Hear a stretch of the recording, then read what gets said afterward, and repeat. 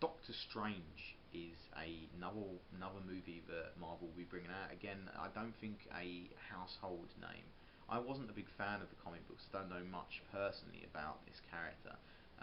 Since hearing that Marvel were deciding to do this as a movie, I've read a couple of comic books, I've watched a couple of the animated TV series, and it's not a character that I can relate to really. It's going to be played by Benedict Cumberbatch, which I'm really excited about because he's a fantastic actor, and seeing him in the Star Trek movies as Khan really brought Star Trek back to life. He's a very good Shakespearean British actor that puts a lot of effort and a lot of passion into his acting, and you can believe the character that he's playing. So actually this might help me and other people relate to this character of Doctor Strange a bit better. Dr. Stephen Strange is a medical doctor that travels to meet a ancient mystic called the Ancient One to learn about magic, because Doctor Strange believes in science, doesn't believe magic exists in the world. After meeting the Ancient One, who is the Sorcerer Supreme, here Doctor Strange learns about magic, and actually learns it does come into science, and it's all about molecular build-up and how to deconstruct and reconstruct things. People call it magic. It's actually science and magic put together. A lot like the Disney movie, the Sorcerer's movie with Nicolas Cage. I can't remember the name of it now, but a lot like that. That is pretty much the comic book, the character of Doctor Strange.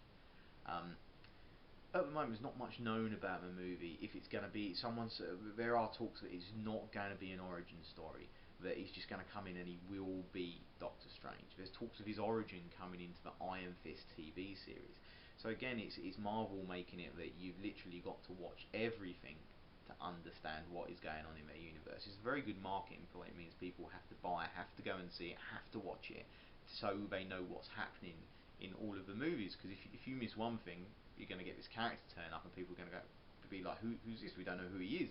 So it's a good idea for Marvel to do this, but I think it will limit people perhaps going to see it.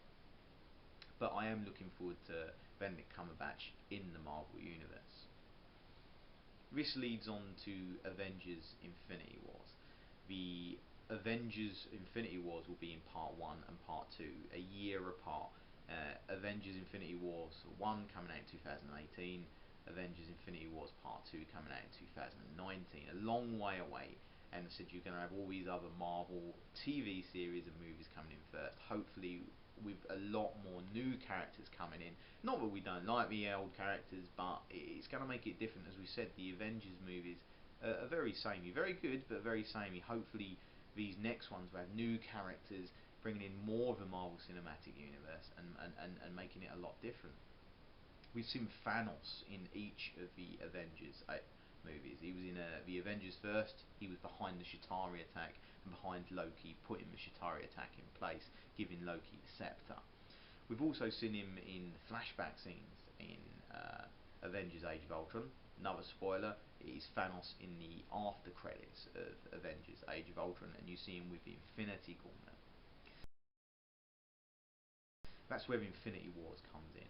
What Thanos is trying to do is collect the Infinity Stones to make him immortal and make him the most powerful being in the universe. We've seen some of the Infinity Stones so far in the Tesseract from Captain America and from Avengers. The Stone of Will, which was in Loki's scepter and is now emplaced in the Vision's forehead. The Ether from Thor 2. So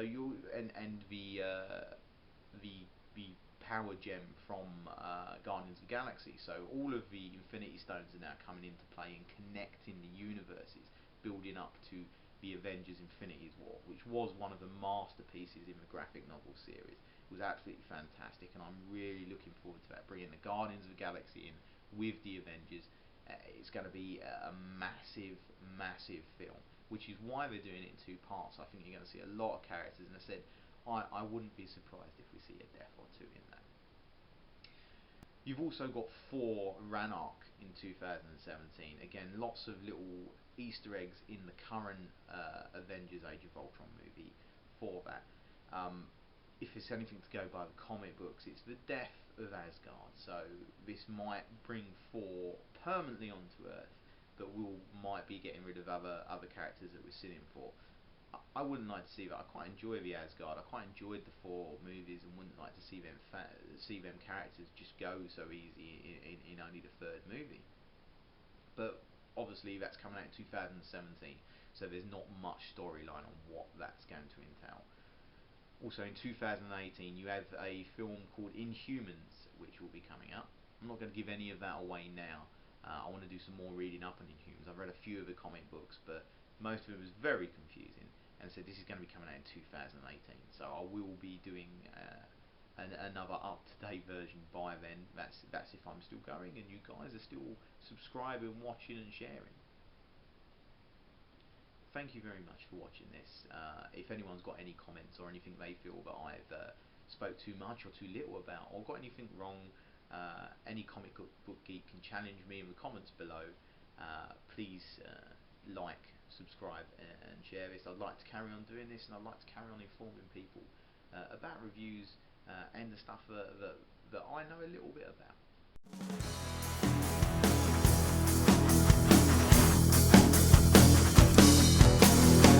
La Sierra Morena, cielito lindo, vienen bajando.